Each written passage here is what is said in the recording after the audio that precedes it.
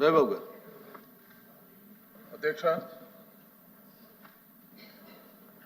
రాష్ట్రంలో దాదాపు 76% వరకు వ్యవసాయం మీద ఆధారపడే రైతాంగం జీవితాన్ని కొనసాగిస్తున్నారు. అధ్యక్ష,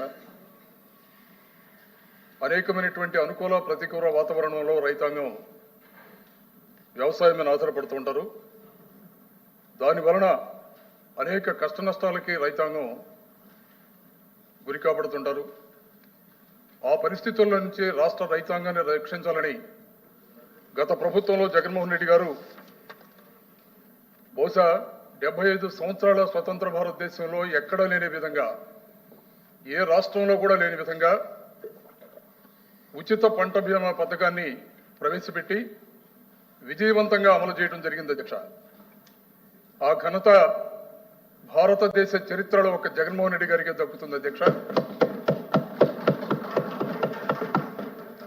ఇచ్చిన హామీ మేరకు ఏడాదికి 20,000 పెట్టుబడి సహాయం ఇవ్వకుండా రైతు భరోసాను ఎత్తివేసి ఈ క్రాప్ ఉందో లేదో అనే పరిస్థితి తీసుకొచ్చారు సార్. అధ్యక్ష, ఇవాళ వరదల్లో పంట నష్టపోయిన వారికి అరకొర పరిహారాన్ని అందించి రైతులని తీవ్రంగా నట్టేట ముంచినటువంటి ప్రభుత్వం. అధ్యక్ష, ఈ ప్రభుత్వం. రవిబాబు గారు, దయచేసి ఇది చెప్తాను అధ్యక్ష, ప్రశ్న అడగాలి.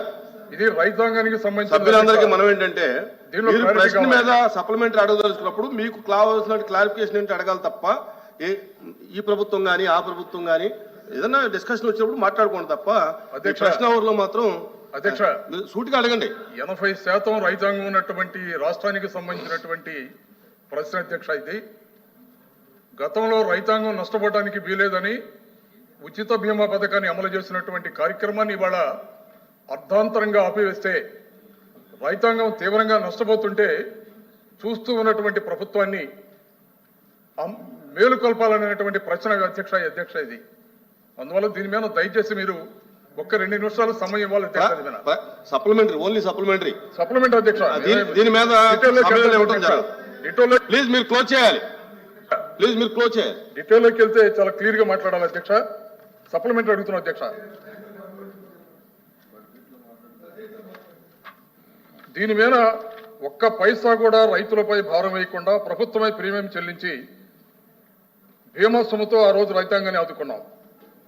19 మధ్య కేవలం 14-19 మధ్య స్ట్రైట్ అడుగుతున్నాను. అధ్యక్ష, నేను 2014-19 మధ్య కేవలం 30.8 లక్షల మంది అది రైతులే ప్రీమియం చెల్లించుకున్న తర్వాత 3,411 కోట్ల పరిహారం అందితే జగన్మోహన్ రెడ్డి గారి ప్రభుత్వ హయాంలో 2019-23 మధ్య 54.55 లక్షల మందికి 7,802 కోట్లు అందించారు.